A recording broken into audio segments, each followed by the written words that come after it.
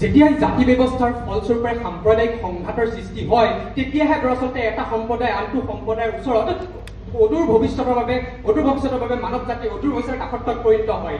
যেতিয়াই দুখন ৰাষ্ট্ৰৰ মাজত সংঘাতৰ সৃষ্টি হয় তেতিয়াই দৰাচলতে এখন ৰাষ্ট্ৰ আনখন ৰাষ্ট্ৰৰ ওচৰত অদূৰ ভৱিষ্যতৰ বাবে কাকতত পৰিণত হয়। নমস্কাৰ মাননীয় অধ্যক্ষ মহোদয় আৰু মহামান্য সদন। মানে অধ্যক্ষ মহোদয়, অদূৰ ভৱিষ্যতলৈ মানৱ জাতিয়ে কেনেদৰে কৃত্ৰিম বুদ্ধিমত্তাৰ ওপৰত নিয়ন্ত্ৰণ হেৰুৱাব পাৰিব সেই বিষয়ে জনাৰ পূৰ্বেই কৃত্ৰিম বুদ্ধিমত্তাৰ প্ৰকৃত সংজ্ঞাটো কি, কৃত্ৰিম বুদ্ধিমত্তাই দৰাচলতে কোনবোৰ বিষয়টো সাঙুৰি লৈছে, কৃত্ৰিম বুদ্ধিমত্তাৰ প্ৰত্যেকটো অংশ দৰ্শনৰ সৈতে বৰ্তমানৰ প্ৰজন্ম জড়িত হ'ব পাৰিছে নে নাই, নে কেৱল মাত্ৰ ChatGPT প্ৰশ্ন উত্তৰ কৰিয়ে কৃত্ৰিম বুদ্ধিমত্তাৰ সম্পূৰ্ণ ব্যৱহাৰ হোৱা বুলি ভাবিছে, সেই বিষয়ে আজি সন্মানীয় চৰকাৰী পক্ষৰ দলপতিগৰাকীয়ে এবাৰলৈ হ'লেও স্পষ্ট কৰি দিয়া প্ৰয়োজনীয়তা আছিলে। মানে অধ্যক্ষ মহোদয়, আজি সন্মানীয় চৰকাৰী পক্ষৰ দ্বিতীয়গৰাকী সদস্যই কৈ থৈ গ'ল যে কৃত্ৰিম বুদ্ধিমত্তাৰ ব্যৱহাৰ ফলস্বৰূপে ছাত্ৰ ছাত্ৰীৰ জটিল চিন্তা শক্তি ধ্বংস হৈছে বুলি। তেখেতক আপোনাৰ জৰিয়তে সন্মান সহকাৰে জনাই দিবলৈ পালে ভাল পাম যে যিটো সময়ত কৃত্ৰিম বুদ্ধিমত্তাৰ নতুন নতুন মাধ্যম যেনে কুইজলেট, অংকী আদিৰ ব্যৱহাৰৰ জৰিয়তে ছাত্ৰ ছাত্ৰীসকলে পাহৰি যাব পাৰে বুলি অনুমান কৰা তথ্যসমূহক পুনঃস্মৰণ কৰিব পাৰিছে, যিটো সময়ত লেবষ্টাৰ, PhD আদিৰ দৰে মাধ্যমসমূহৰ ব্যৱহাৰৰ জৰিয়তে ছাত্ৰ ছাত্ৰীসকলে কবিতা লিখা, প্ৰবন্ধ আঁকা আদি, প্ৰবন্ধ লিখা আদিৰ দৰে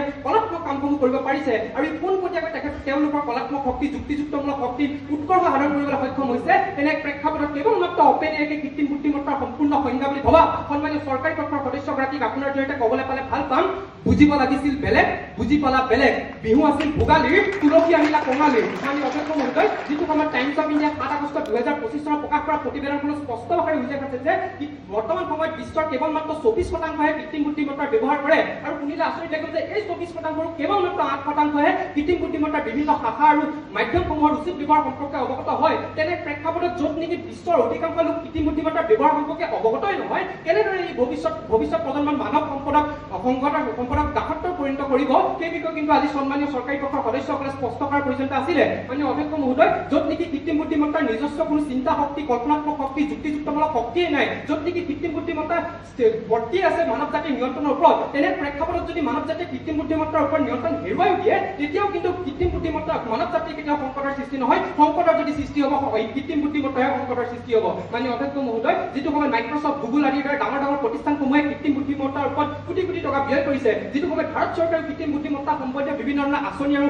বিভিন্ন ধৰণৰ পদক্ষেপ গ্ৰহণ কৰিছে, য'ত ইণ্ডিয়ান AI মিছনৰ অধীনত কৃত্ৰিম বুদ্ধিমত্তাৰ পৰিৱেশৰ সৃষ্টিৰ বাবে কম্পিউটাৰ ব্যৱস্থা কৰা হৈছে, যিটো সময়ত কেন্দ্ৰীয় বাজেট 2025-26 বৰ্ষত কৃত্ৰিম বুদ্ধিমত্তাৰ ওপৰত গৱেষণাৰ বাবে 2000 কোটি টকা ধাৰ্য কৰা হৈছে। তেনে প্ৰেক্ষাপটতে মোৰ পোনপটীয়া প্ৰশ্ন সন্মানিত চৰকাৰী পক্ষৰ সদস্যসকলে যে ভৱিষ্যতে আমি মানৱ সম্পদ দাস হ'বলৈকে কৃত্ৰিম বুদ্ধিমত্তাৰ ওপৰত ইমানখিনি গৱেষণা কৰা হৈছে নেকি? মানে অধ্যক্ষ মহোদয়, আজি সন্মানীয় চৰকাৰী পক্ষৰ এগৰাকী সদস্যই কৈ থৈ গ'ল যে দেখিছা শুনিছা তথাপিও বুজা নাই, ৱাইফাই ঠিকেই অন আছে কিন্তু ইণ্টাৰনেটে অহা নাই। তেখেতক আপোনাৰ জৰিয়তে সন্মান সহকাৰে ক'বলৈ পালে ভাল পাম, দেখিছো শুনিছো বুজিছো, ৱাইফাইও ঠিকেই অন আছে, ইণ্টাৰনেটো ঠিকেই অন আছে, ঠিকেই আহি আছে। মানে অধ্যক্ষ মহোদয়, কৃত্ৰিম বুদ্ধিমত্তা এক নতুনৰ মাধ্যম, কৃত্ৰিম বুদ্ধিমত্তা হৈছে নিয়ন্ত্ৰণৰ মাধ্যম। ধন্যবাদ মাননীয় অধ্যক্ষ মহোদয়, ধন্যবাদ মহামান্য সদন।